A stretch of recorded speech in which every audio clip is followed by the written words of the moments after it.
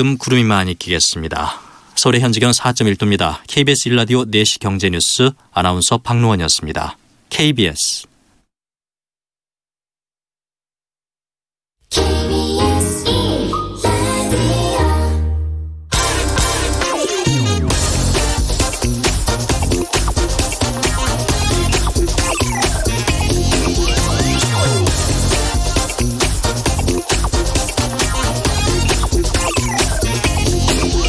네, 지난 3월 최경영의 경제쇼를 시작하고 나서 가장 잘한 일이 뭐냐?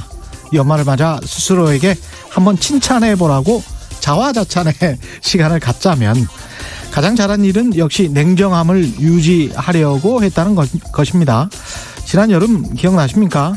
일본이 무역 도발해서 수출 규제한다고 곧 한국 경제가 무너질 것처럼 떠들었던 수많은 언론들 틈바구니에서 최경영의 경제쇼는 최대한 팩트에 접근하려고 노력했고 상황을 냉정하게 보려고 했습니다. 그리고 오히려 이때 삼성전자와 같은 반도체 주식을 눈여겨보라고 몇 차례 언급하기도 했습니다. 그때 삼성전자의 주가는 42,000원대, 지금 삼성전자의 주가 오늘 56,300원입니다. 4개월여 만에 30%가 넘는 수익률입니다. 또 돌이켜볼까요? 일본의 무역 도발, 수출 규제 직후부터 올 가을까지 한국의 이른바 조중동과 경제신문들이 지속적으로 주장했던 것들이 뭐였습니까? 달러 자산 매입이었습니다. 부자들이 달러로 몰린다. 1달러당 1,200원 선이 위태롭다. 너도 나도 달러 사재기 한다. 한국이 싫어서 부자들이 이민을 간다. 이런 식의 보도들이 쏟아져 나왔죠.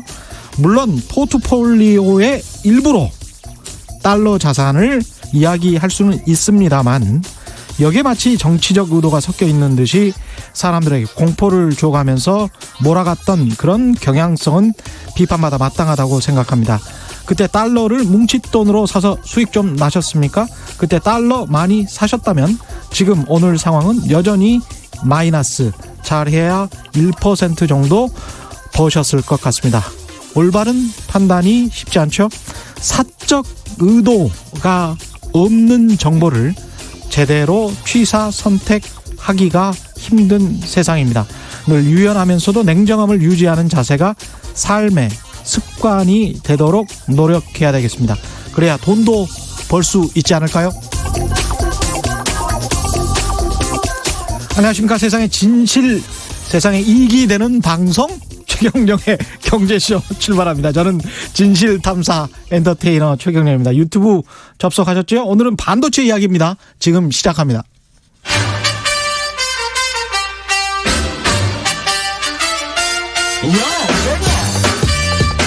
최경영이 원하는 건 오직 정의. 경제 정의를 향해 여러 걸음 깊이 들어갑니다. 최경영의 경제쇼. 제가 약간 숫기가 없어서 자화자찬을 하다 보니까 약간 부끄러워서 계속 헛말이 툭툭 튀어나오고 있습니다. 최근 반도체 대표 기업인 SK하이닉스와 삼성전자가 연일 강세를 보이고 있죠. 반도체 업황 반등에 대한 기대감이라는 분석과 함께 너무 단기간에 많이 오른 거 아니냐, 이런 우려도 나오고 있습니다. 한국 GDP의 무역 의존도가 70% 정도라고 하는데 수출에서 반도체 등 10대 상품의 수출액이 차지하는 비중이 찾아보니까 56%고 그 10대 상품 중 3분의 1의 비중을 차지하는 게 바로 반도체입니다. 반도체가 한국 경제에 얼마나 중요한지 실감 나시죠? 그래서 내년 그리고 올해 반도체 시장은 어땠고 내년 반도체 시장은 어떻게 될지 궁금하지 않을 수가 없습니다. 반도체 분야에서 베스트 애널리스트로 손꼽히는 분입니다. 유진투자증권 리서치센터의 이승우 연구원 나오셨습니다. 안녕하세요. 네, 안녕하십니까. 유진투자증권 이승우입니다. 예, 오늘 방송 굉장히 주목해 주십시오. 청취자 여러분. 알짜 방송이 기대되고 있습니다. 알짜 정보 많이 있을 것 같고요. 자, 단도직입적으로 내년 반도체 시장 어떻게 될 것 같습니까? 예. 일단 올해가 굉장히 좀 힘든 한 해였기 때문에 예. 내년 반도체는 일단 반등은 하게 될 것 같고요. 저희는 일반적으로 얘기하는 반등을 좀 더 넘어서는 그런 소폭의 호황 국면이 긍정적 흐름이 예상이 된다. 반등을 넘어서는 소폭의 호황 국면. 예. 사실은 하반기 때 겨울에 지금 사실 반등은 좀 하지 않았습니까? 예. 그 진바닥이 과연 언제냐? 예. 그렇게 물으신다면은 이제 한 4월이나 5월 경이었고요. 4월이나 5월경. 예. 예. 그리고 그 이후에 이제 조금 올라오긴 했지만 여전히 그 전년 동기 대비 증가율로 보면은 예. 굉장히 그 낙폭이 너무 크기 때문에 그렇죠. 지금 사실 뭐 반등이다라고 얘기하기는 조금 쉽지 않은 상황인데. 아, 이 정도도 반등이 아니다. 예. 예. 그래서 그 소폭의 호황 국면이라고 하면 이것보다는 훨씬 더 큰 성장세, 상승률을 기록할 수도 있다. 이렇게 해석해도 될까요? 그 D램 저희가 이제 크게 보면은 국내에서 얘기하는 반도체가 D램과 낸드로 좀 압축이 되는 편이죠. 예. 이렇게 보면 이제 D램 같은 경우에는 저는 약 10% 정도의 매출액 성장을 보고 있고요. 내년에요? 내년에. 예. 그리고 낸드 플래시 같은 경우에는 20% 이상의 성장세를 예상을 하고 있습니다. 예. 이게 D램과 랜드가 이제 우리나라의 주요 종목인데 네. 반도체. 근데 그게 10% 20% 성장할 매출이 성장할 것이다 이런 말씀이죠. 매출액이 성장할 거라고 예. 보고 있습니다. 그런데 이제 물론 과거 데이터이기 때문에 과거의 일로 뭐 미래 상황을 판단할 수는 없지만 11월 수출 물가 지수를 보면 수출 물가가 석 달째 하락세를 보이고 있고 2019년 3, 4분기 기업 경영 분석에서도 성장성이 3분기 연속 마이너스다. 우리나라 기업들이. 그 부진 원인이 환율이나 국제 유가 문제도 있지만 글로벌 반도체 시장의 불황, 주력 수출 품목인 D램 가격의 하락이라는 분석. 이게 이제 아주 최근의 분석인데 네네. 과거의 데이터를 가지고 이제 분석을 한 겁니다. 이런 분석에 관해서는 어떻게 생각하십니까? 뭐 맞습니다. 반도체 가격이 지금 아까 말씀드린 D램 같은 경우에는 한 1년 동안 65% 정도가 가격이 하락을 했고요. 예. 그리고 낸드 플래시도 고점이라 하면은 작년도 1분기인데 그때랑 비교해 보면은 약 60% 정도 가격이 하락을 했습니다. 그래서 가격이 많이 빠진 것들이 결국은 우리나라 이제 반도체 수출에도 악영향을 줬고요. 이제 그게 전체적인 우리 산업 경기에도 상당히 큰 영향을 줬다라고 볼 수 있겠습니다. 예.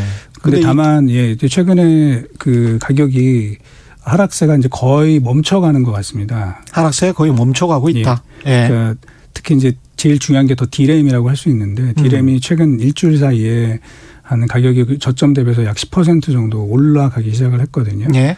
그래서 그렇게 본다면은 이제 지금 가격이 좀 반등을 했고 그러면 중요한 거는 여기에서 이 상승세가 계속 될 것이냐 하는 지금 문제가 남거든요. 예. 근데 이제 반도체라는 그 산업의 특성상 보면 가격이 한번 방향이 이렇게 대략 정해지면은 예. 조금 지속되는 경향들이 계속 나타납니다. 아, 트렌드처럼. 네. 예. 그거는 왜 그러냐면은 반도체 산업이라고 하는 거는 이게 가동률을 조절할 수 없는 산업이거든요. 아, 그렇군요. 네, 항상 100% 24시간 계속 돌아가야 되니까. 예. 조절하다 보니까 그런데 가격이 올라간다는 얘기는 결국 뭔가 수요와 공급의 미스매치가 약간 발생을 했다라고 지금 보고 있거든요. 예.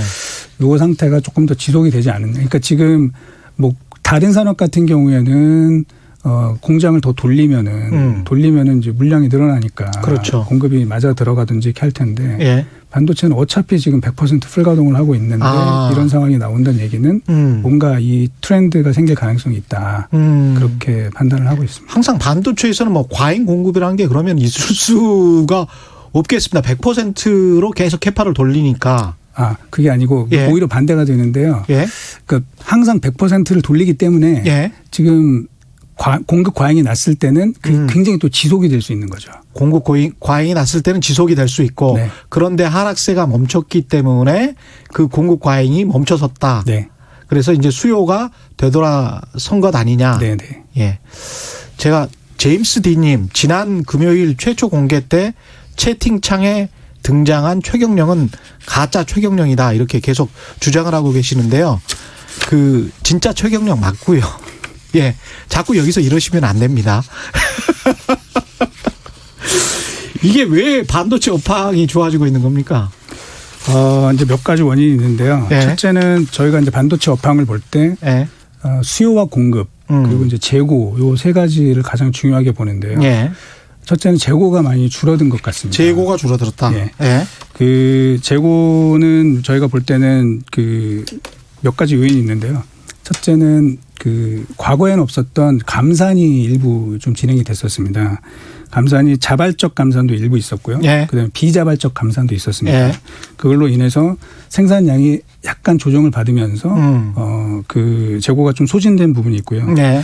그리고 두 번째는 그 어찌 됐던 간에 이제 미중 갈등이 일부 합의를 시도하게 되면서 그동안에 전혀 수요 증가에 조짐이 보이지 않았던 그 서버와 데이터 센터 쪽에서의 약간의 움직임들이 나타나고 있는 것 같습니다. 예. 그리고 또 다른 이제 수요 측면의 요인을 보자면은 뭐 요즘에 워낙 뭐 얘기가 많이 나오고 있지만 그 5G 예. 관련된 기대감이 계속 올라가고 있어요. 기대감. 예. 그 잠깐 수치로 뭐 말씀을 드리면은 이런 게 있습니다.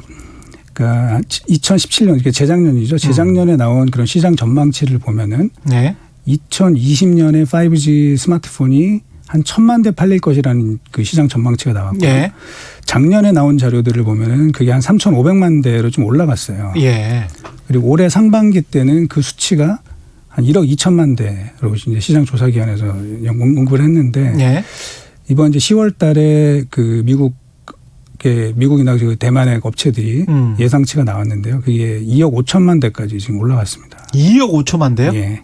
그래서 뭔가 이 5G 쪽에서 굉장히 급격한 변화들이 상당히 나타나는 것 같고요. 예. 그러면은 결국은 5G 그 수요를 뒷받침하기 위해서 일단 데이터 센터의 투자가 예. 같이 동반해서 이어간다. 그런 부분이 있고 또 하나는 당연히 그걸로 인해서 내년도 스마트폰이 예.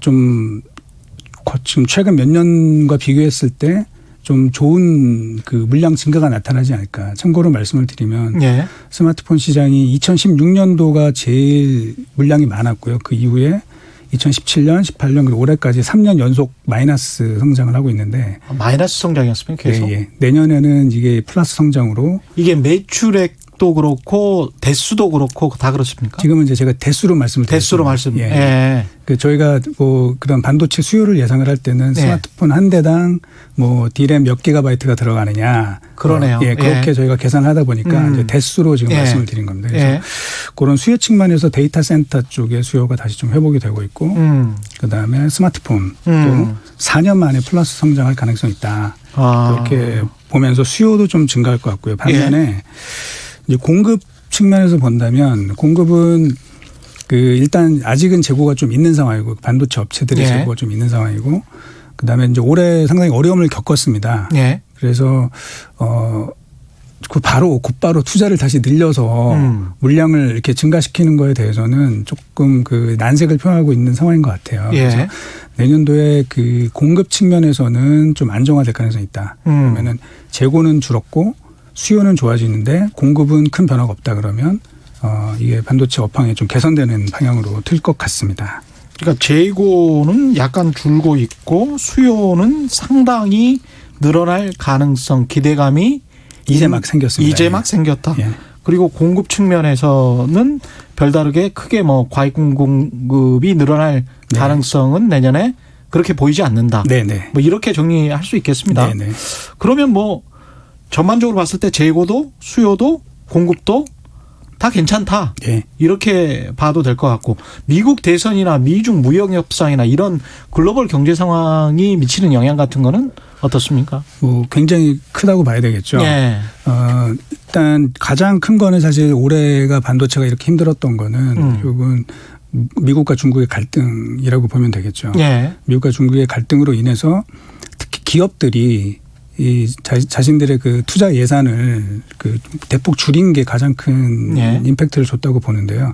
예를 들면은 데이터 센터 업체들이 투자를 할 때 예산이 그 거의 이제 픽스가 돼가지고 줄어드는 상태가 되면은 어떤 일이 벌어지냐면 반도체 가격이 빠진다고 해서 반도체를 더 사지 않는 그런 기현상이 벌어지는 것이죠.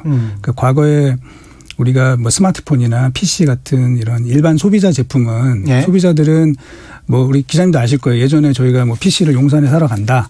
그랬는데 그렇죠. 뭐 D램 가격이 많이 빠졌다 그러면은 뭐 예를 들면 뭐 1기가바이트를 꽂을 것을 2기가바이트를 꽂는다든지 또는 뭐 1 플러스 뭐 1 플러스 1 행사를 뭐 한다든지 이런 식이 많았는데 요게 이 서버 업체, 데이터 센터 이런 B2B 마켓에서는 그게 통하지 않았던 것이죠. 그래서 가격이 계속 빠지는데도 불구하고 수요가 전혀 개선되지 않는 시기들이 계속 보였었습니다. 예.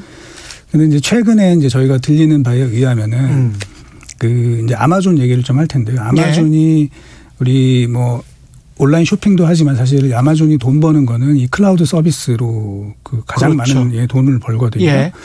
그런데 이 회사가 이번에 그 실적이 쇼크가 났습니다. 어닝 쇼크가 났어요. 예. 그래서 그 원인이 뭐냐. 그랬더니 첫째는 이제 온라인 쇼핑에서는 기존의 월마트 같은 이 오프라인 업체들이 굉장히 공격적으로 치고 들어왔고 예. 그다음에 클라우드 서비스에서는 마이크로소프트한테 점유율을 일부 좀 뺏기는 그런 현상들이 벌어졌거든요. 예. 그러면서 컨퍼런스 콜에서 무슨 얘기를 했냐면은 당분간은 자기네가 수익성보다는 이 경쟁력 강화를 위한 이 캐펙스 투자, 확장하겠다. 인프라 확장에 집중하겠다라고 얘기를 했습니다. 근데 그리고 나서 이제 저희가 그 국내 반도체 업체들을 통해서 이제 들은 이야기인데 예. 아마존과 미팅을 했는데 국내 굴지의 반도체 회사가 뭐 제가 업체 명은 말씀드릴 수 없고 그 미팅 하여간 삼성전자와 SK 하이닉스 중에 한 기업이겠죠, 뭐.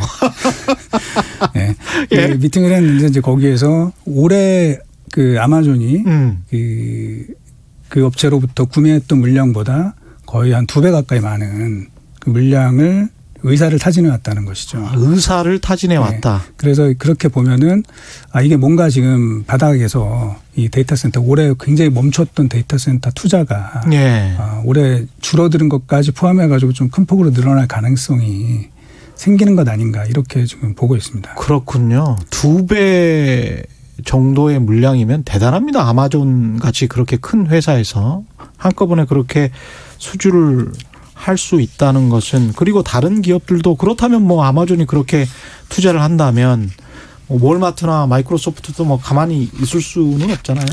지금 거의 지금 그렇게 진행이 되는 것 같고요. 그 뒤에 이제 구글도 그런 코멘트를 했는데 자기네들도 뭐 AI 그다음에 클라우드 이쪽과 관련돼서 계속 경쟁력 강화를 위한 투자를 확대하겠다. 그런 이야기들이 지금 나오고 있는 상황입니다. 이 사람들이 저 주가가 엄청나게 올라가지고 제프 베조스 같은 경우는 전 세계 부호 2등 정도 되죠. 루이비통 그 회장 다음 정도로 제가 기억하는데 그 정도로 이제 주가가 많이 오르고 그러면 이제 자신감이 또 생기잖아요. 그리고 이제 아마존이 원래 이제 최고 잘 나갔을 때는 한때 전 세계 시가총액 1위를 한 적도 있는데 최근에 지금 말씀드린 것처럼 실적이 쇼크가 나면서 지금 시가총액이 4위까지 떨어졌습니다. 4위까지 떨어졌군요. 그렇습니다. 이 지금 반도체 업황이 상당히 좋아지고 있다는 재밌는 이야기들, 흐뭇한 이야기들을 좀 듣고 있습니다. 근데 이번 반도체 가격 반등에 있어 가지고 일본이 그때 이제 반도체 신소재 관련해서 뭐 수출 규제를 하고 그랬지 않습니까? 이 수출 규제가 어떤 영향을 미쳤나요? 일단 이제 당시가 이제 7월 뭐 요때였는데 7월 달에 디램 현물 가격이 올랐습니다, 사실은. 그 당시에. 그 당시에 얼마 올랐냐면 열흘 동안에 디램 가격이 한 24% 정도 올랐습니다.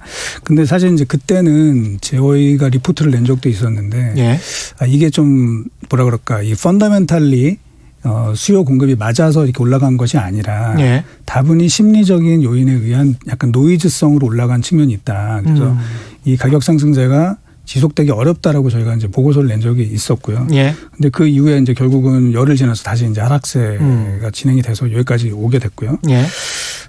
결국은 이제 그때 그러면 무슨 영향이 있었냐? 가격에 일시적인 반등은 있었지만 근본적인 어떤 큰 변화는 사실 없었어요. 없었는데 다만 변화가 있었다면은 이를 계기로 그 당시 이제 그런 이슈로 인해서 흔히 말하는 이제 반도체 소부장이라고 그러지 않습니까? 소재, 부품, 장비 쪽에 국산화 의지가 굉장히 높아졌다. 물론 그 전에도 당연히 국산화 의지는 있었습니다만 이게 이제 우리가 협력 관계에 있었던 일본이 저런 식으로 나오게 되면서 조금 위기감이 더 커졌고 그러면서 흔히 말하는 이제 탈일본화의 촉진 시도가 됐었습니다. 근데 이게 예를 들면 반도체 경기가 아주 호황이어서 그냥 반도체 장비를 풀리 가동을 해야 되는 그런 상황이 계속 됐다 그러면은 그거를 진행하기가 굉장히 어려웠을 거예요.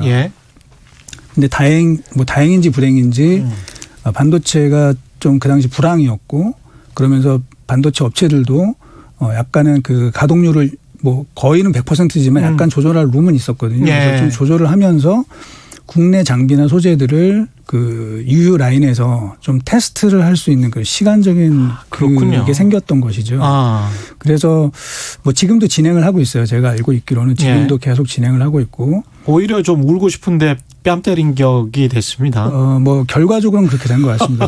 결과적으로. 예. 그래서 이게 이제 올해 반도체 업황이 좀 좋지는 않았죠. 그래서 이제 기업들의 그 수익도 많이 줄었는데 요 관련된 이제 반도체 국산화와 좀 연관된 그런 반도체 뭐 장비나 소재 업체들의 뭐 CEO 분들은 지금 기대감이 굉장히 높아요. 오히려. 예. 이게 뭐 당장은 투자가 그렇게 많이 되진 않겠지만 다음번 사이클이 좋아졌을 때 삼성이든 SK 하이닉스든 투자가 이루어진다 그러면 자신들의 이 회사의 이 매출이 큰 폭으로 늘어날 그 가능성이 높아졌다. 이런 기대감들이 많아졌습니다. 1차 밴드 업체들도 동반 상승을 해서 세계적인 기업들이 나타났으면 좋겠는데요. 일본 수출 규제가 우리 반도체 업계에 남긴 게 뭐고 일본과 우리나라 실익을 좀 자세히 비교하고 싶은데 유푸쿤 님이 또 질문을 주셨어요. 이거 질문을 나중에 하려고 했는데 역시 우리 청취자분들은 수준이 높아서 참지 못하시고 바로 질문하셨네요. 이 부분부터 먼저 여쭤볼게요. 유푸쿤님. 그런데 중국의 반도체 투자가 멀지 않아서 영향을 미치지 않나요? 이 중국 이야기입니다. 기술적 난이도가 높지 않고 많이 사용되는 제품들은 중국 투자가 결실을 거두면 어떻게 될까 걱정되는데 진짜 우리나라 반도체가 앞으로도 시장 독점적 지위를 유지할 수 있나요? 궁금하고 불안합니다. 뭐 이런 말씀입니다. 네. 뭐 좋은 질문이시고요. 이게 뭐 가장 많은 분들이 사실 우려하는 부분이기도 합니다. 그렇죠. 예. 왜냐하면은 우리 대지포 보면은 뭐 태양광 패널 산업이라든지 뭐 LED 산업에서 중국이 본격적으로 그 등장하면서 오버 서플라이가 심화됐고 한국 업체들이 경쟁에서 많이 밀렸거든요. 그리고 이제 또 하나가 있습니다. 그게 이제 LCD 산업이죠. LCD도 지금 이제 중국이 사실상 그 한국을 앞지르기 시작을 했고 뭐 안타깝지만 저희가 이제 무릎을 꿇었다고 저는 표현을 하고 있거든요. LCD가 그렇게 된 지도 한 2년 이상 된 것 같습니다. 그러니까 뭐 역전이 된 거는 사실 이제 뭐 올해 된 거고요. 올해. 그래서 뭐 이렇게 오래되진 않았지만 어쨌든 주도권은 이제 그쪽으로 많이 넘어간 그런 상황이 됐고요. 그래서 만약에 반도체도 이제 중국이 진출하면은 이건 이제 좀 힘들어지는 거 아니냐. 그런 우려들이 많은데 결론적으로 말씀드리면 쉽지는 않을 것 같아요. 왜냐면은 쉽지는 않다. 중국이 쉽지는 않다. 네, 중국이 쉽지는 않다. 왜냐면은 제가 이렇게 이제 설명을 드리거든요. 태양광 패널은 그 제작하는데 시간이 어느 정도 걸리느냐. 한 2시간에서 3시간 정도면 패널 하나가 만들어집니다. 태양광 패널은? 금방 만들어지네. 금방 만들어지죠. 그 얘기는 뭐냐면은 별로 할 게 없다라는 거예요. 공정 처리를 할 수 있는 게 없고 거기서 중요한 거는 결국은 누가 원재료를 싸게 잘 조달을 하느냐. 거기에서 결판이 난다는 것이죠. 그리고 LCD 같은 경우도 중국이 좀 할만한데 LCD 패널이 들어가서 마더글라스에서 회로를 그려가지고 그 패널로 딱 나올 때까지 시간이 대략 한 이틀에서 3일 정도 걸립니다. 2, 3일 정도? 그런데 이제 반도체는 그럼 얼마냐. 이게 되게 중요한 거거든요. D램을 만드는데 과연 얼마 걸릴까? 얼마 걸립니까? 얼마 걸릴 것 같으세요? 지금 시간이 뭐 2-3시간에서 2, 3일 이랬으니까 한 일주일 걸려야 되는 거 아닙니까? D램은 지금 한 3달 정도 걸립니다. 석 달? 그래서 굉장히 어렵죠. 그 얘기는 뭐냐면은 그 안에서 뭐 수백 가지 공정, 지금 뭐 600가지, 700가지 공정이 3개월 동안 그게 진행이 돼서 그 모든 조건이 맞아야지만 제대로 동작하는 반도체가 만들어지는 것이거든요. 그렇게 오래 걸리거든요. 그래서 그 기술적 난이도는 매우 어렵다.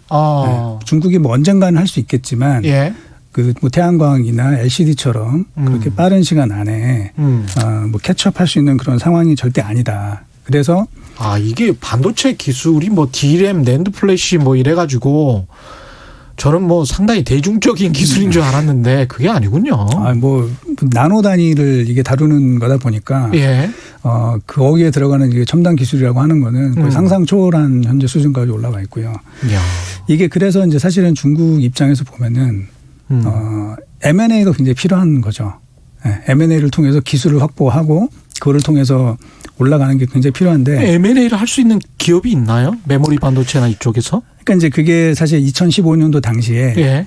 그 반도체 다운턴에서 굉장히 어려웠을 때 한때 이제 뭐 기억나실지 모르겠지만 마이크론이라는 미국 마이크론 테크놀로지 예. 거기를 이제 중국이 인수를 한번 해보겠다 이런 이야기가 좀 있었어요. 그리고 최근에도 그런 이야기 있었던 것 같은데 이게 이제 보안상의 이유 때문에도 절대 안 된다고 그랬잖아요. 그렇죠. 예. 예. 그런데 이제 뭐 미중 갈등이 이렇게 좀 심화되면서 예. 이제 미중 갈등의 핵심은 사실 무역 이슈라기보다는 저는 이제 뭐 기술이나 패권 경쟁이라고 보는데 예. 그러다 보니까 이제 반도체 주도권을 넘겨주면 절대 안 된다라는 생각이 명확하고요.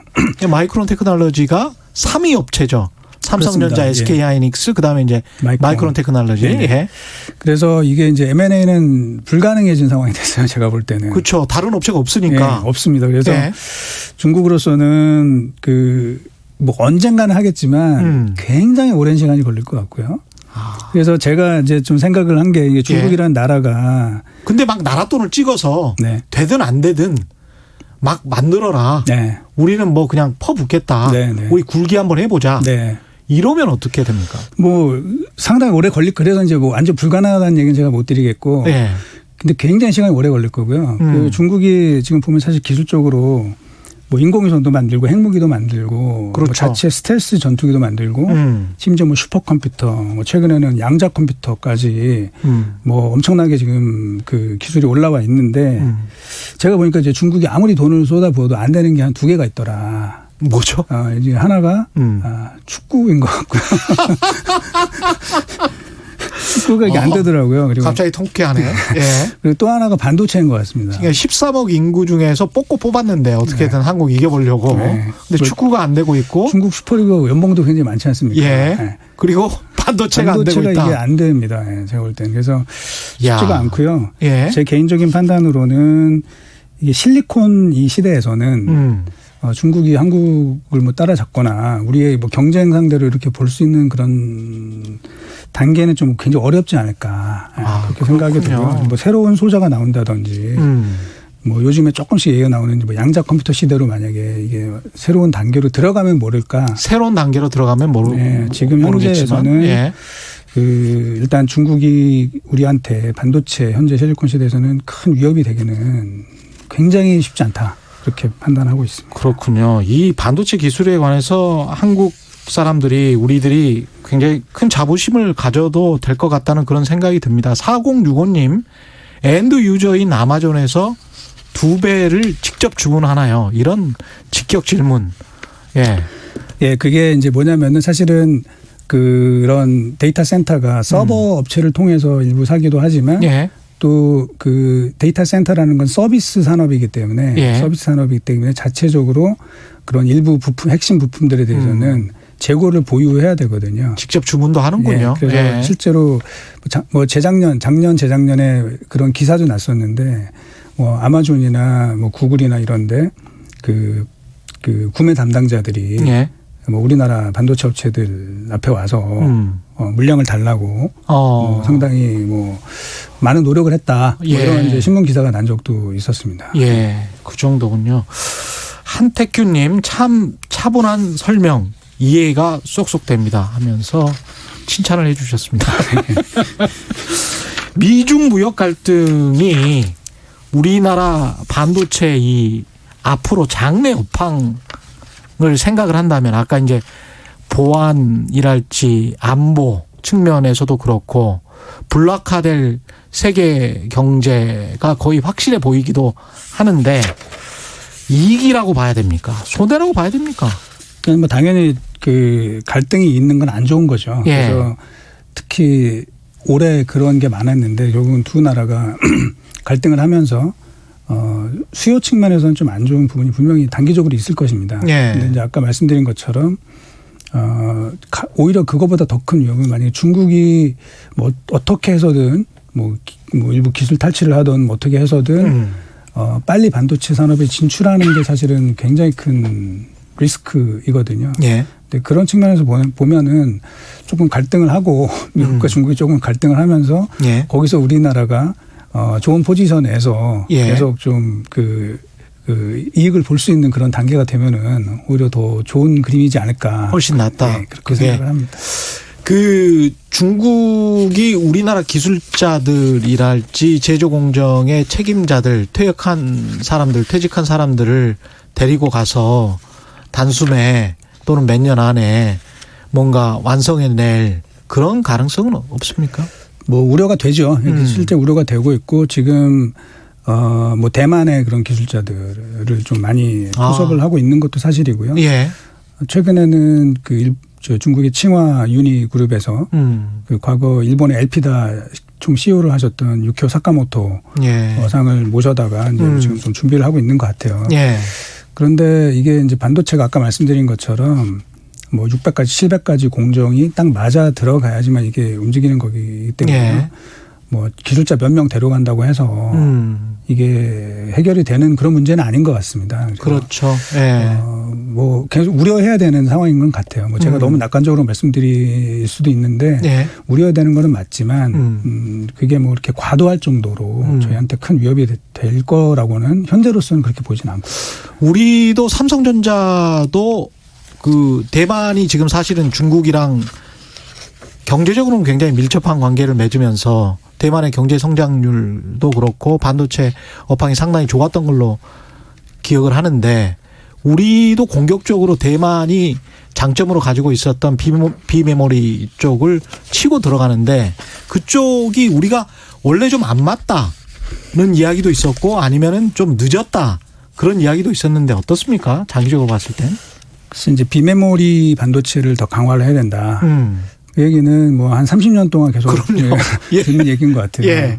근데 이제 뭐냐면 반도체 시장을 100이라고 하면은 사실 메모리 시장은 한 25 정도 되거든요. 나머지 75. 그러니까 메모리보다 한 3배 큰 시장이 비메모리인데 그거를 잘하면 좋겠죠, 당연히. 당연히 좋지만 그게 현실적으로는 그 우리나라의 그런 기업 특성이랑 보면은 뭐냐면 디램하고 이제 낸드는 그 단일 제품으로 시장이 굉장히 크거든요. 그렇기 때문에 대기업이 뭐 집중을 해가지고 빠른 시간에 어떤 성과를 내기에는 오히려 우리 특성이랑 굉장히 좀 잘 맞는 측면이 있습니다. 그리고 이제 또 한 가지 아까 제가 이제 디램 뭐 만드는 한 세 달 걸린다고 했는데 그게 이제 우리나라랑 왜 또 잘 맞냐면은 그 세 달은 이제 평균 공정 그 정규 표준 공정이 그 정도 걸리는데요. 뭐 비밀이지만 뭐 비밀 아닌 비밀이지만 우리나라는 그걸 굉장히 빨리 만듭니다. 아, 석 달이 안 걸리고 우리나라는 굉장히 빨리 만듭니다. 다른 나라들보다 빨리 만듭니다. 그러면은 이게 이제 우리가 반도체의 그 원가 구조를 생각을 해보면은 뭐 투자비가 많이 드니까 당연히 감가상각비가 굉장히 큰 부분을 차지하고 당연히 연구개발비가 많이 차지하거든요. 근데 예를 들면 감가상각비라 하면은 고정비이지 않습니까? 뭐 예를 들면 우리가 5조 원을 투자했다 그러면은 5년 감가상각을 한다 그러면 1년에 1조 원씩 들어가는 거고. 그렇죠. 그러면은 그걸 나누기 12하면 한 달에 약 한 뭐 800억 원씩 들어가는 거고. 감가상각이라는 게 감가상각이 되든 안 되든 그냥 회계장부상으로 계속 그렇게 해야 돼요. 그렇죠. 그래서 문제는 뭐냐면 만약에 이거를 그 뭐 미국 업체가 3달 걸려서 디램을 만든다 그러면 감가상각이 3개월어치가 들어가는 거예요. 그 회사의 원가에는. 그렇겠습니다. 근데 이제 우리나라는 예를 뭐 직접 저 구체적인 수치는 아니고 예를 들어서 2달 만에 만들었다고 치면은 오히려 절감. 감가상각비가 2달어치만 들어가는 것이죠. 훨씬 절감되네요. 그래서 그 우리나라 이런 특성과 굉장히 잘 맞는 부분이 있습니다. 그러네요. 이런 측면이 있고요. 이게 그 빨리빨리 문화입니까? 아니면은 뭐 그런 이야기 하잖아요. 뭐 젓가락을 쓰는 그 특히 철로 만든 젓가락을 쓰는 유일한 민족이어서 굉장히 정교하다. 뭐 그런 것도 있겠지만 제가 보면은 그 반도체 특히 디램이라는 그 제품이 좀 심플하거든요. 그 펑션은 뭐냐면 메모리이다 보니까 그 메모리 셀에다가 데이터를 저장해 놓고 그걸 꺼냈다 이렇게 쓰는 거니까 굉장히 단순한 펑션을 갖고 있지만 그걸 만드는 제조 공정이 너무 복잡해요. 복잡한데 우리가 잘하는 거는 뭐냐. 그 남의 기술이 별로 섞이지가 않았어요. 그러니까 순수하게 예를 들면 뭐 삼성전자 같은 경우는 삼성전자 특유의 기술로 공정을 옵티마이제이션을 굉장히 잘 해놓은 거죠. 최적화.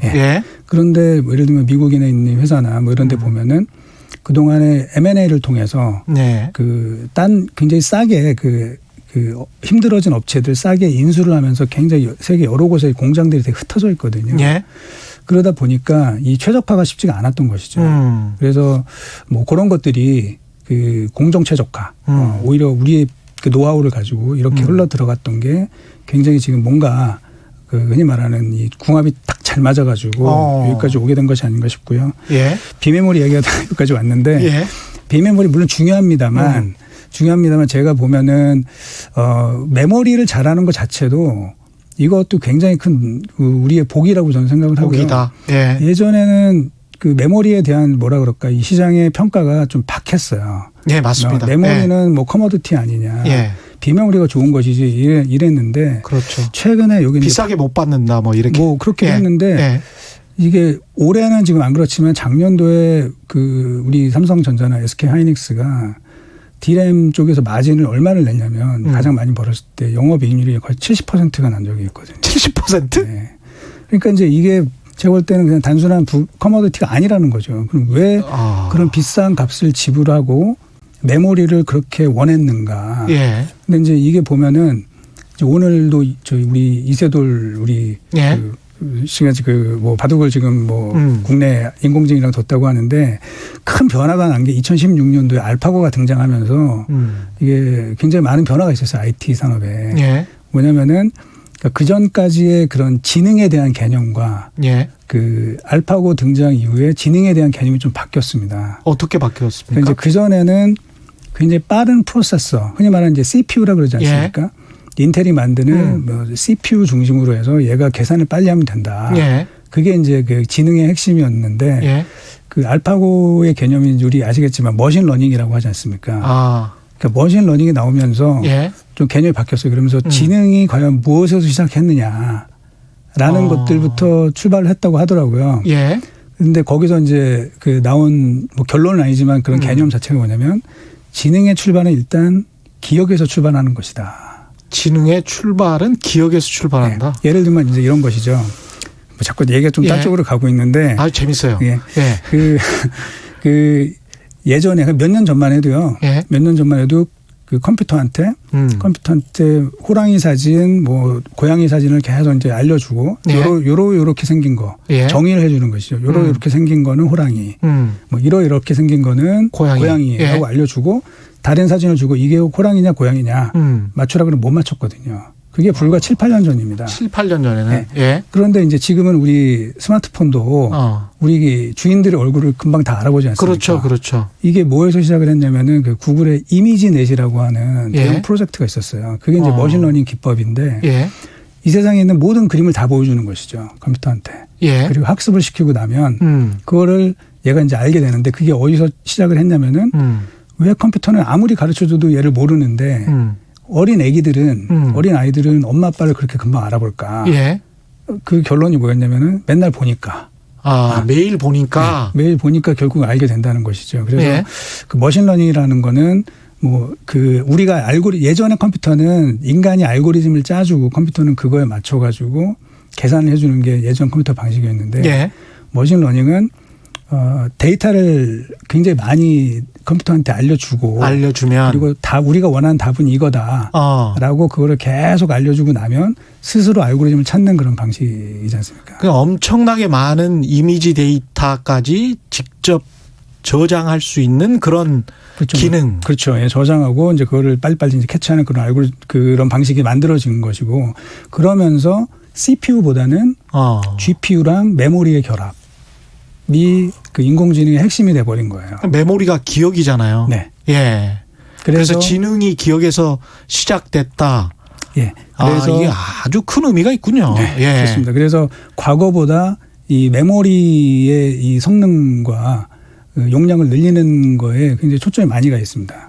그래서 컴퓨터의 과거의 그런 방식이 보면은 그 뭐 폰 노이만 아키텍처라는 이런 방식으로 예. 이렇게 설계가 돼서 지금까지 그걸 쓰고 있는데 그게 이제 조금 약간 다른 그 GPU랑 메모리의 결합 예. 좀 바뀌는 이제 그런 새로운 방식이 나오면서 메모리에 대한 부가가치가 저는 굉장히 높아질 가능성이 있다라고 보고 있어요. 재밌습니다. 이 상당히 가능할 것도 같고 중국 같은 경우도 오늘 뭐 어디 외신을 보니까 지하철 내에도 CCTV를 달아놨더라고요.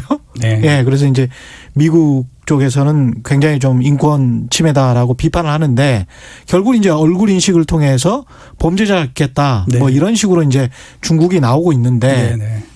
그게 이제 결국은 굉장히 많은 메모리 칩을 그 필요로 하는 단계로 점점점 옮겨가는 과정이 될 수도 있을 것 같습니다.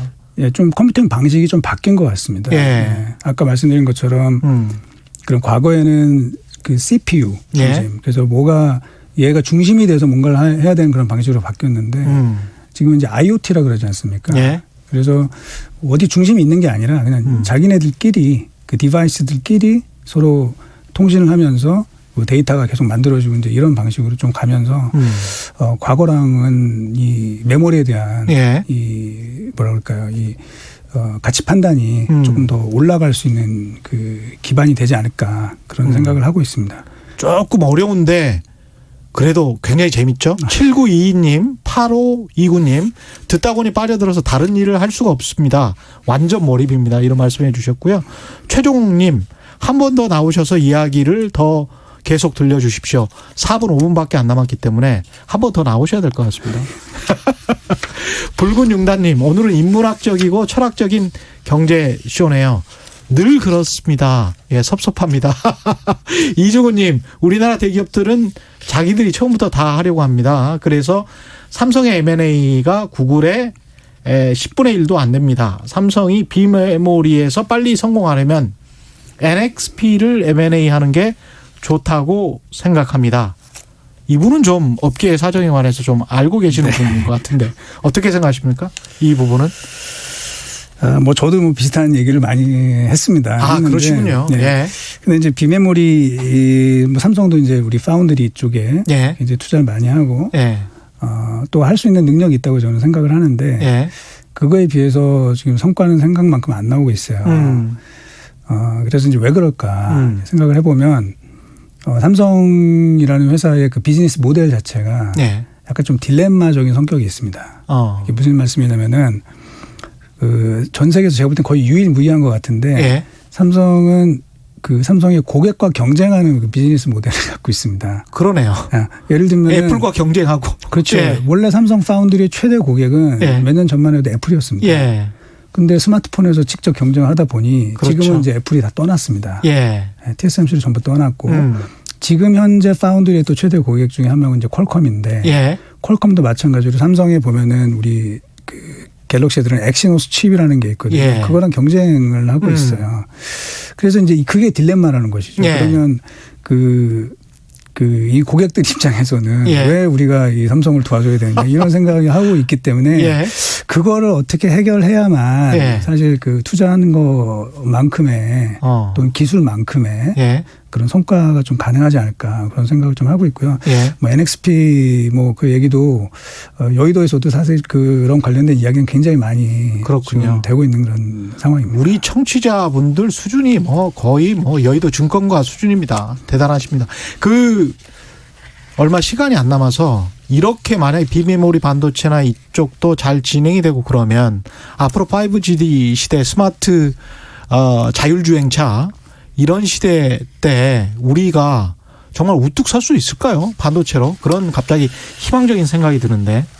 이제 글쎄요, 뭐 지금 시간이 얼마 안 남았기 때문에 간단히 좀 말씀을 드리면은 ICT 인더스트리 전체를 본다 그러면은 예. 사실 맨 윗단에는 뭐 플랫폼이나 소프트웨어, 뭐 콘텐츠 이런 게 있고요. 예.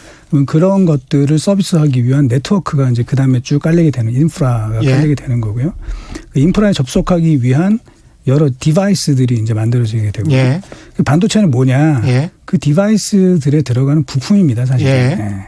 그래서 굉장히 근데 만들기 어려운 부품인 거죠. 예. 굉장히 고난도의 기술이 필요한. 그래서 전체적인 인더스트리를 본다 그러면은 사실 반도체는 일개 부품입니다. 그래서 이게 이 반도체를 잘해서 전 세계 이 산업을 이끌어간다? 이거는 제가 볼 때 쉽지는 않다는 것이죠. 결국은 전 세계 앞으로 세계가 나아갈 방향 뭐 이런 것들의 지도를 그리는 회사들은 예. 그 윗단에 있는 회사들이라는 것이죠. 플랫폼 업체들. 그렇죠. 예. 네. 그래서 사실은 그래야지 그 반도체만 열심히 잘하면 물론 이제 그것도 너무 어려운 기술이기 때문에 예. 거기서 상당히 많은 이익을 내는 거는 맞지만 이 삼성전자나 SK하이닉스가 전 세계 IT 산업을 선도해 나갈 수 있는 그런 리더가 될 수 있느냐. 예. 그거는 아직은 제가 좀 긍정적이라고 말씀드릴 수는 없을 것 같아요. 1월 초에 바로 다시 한번 모시는 걸로 약속을 해 주시면 고맙겠습니다. 지금까지 유진투자증권 리서치센터 이승우 연구원과 함께했습니다. 세상에 이익이 되는 방송 최경영의 경제쇼 여기까지.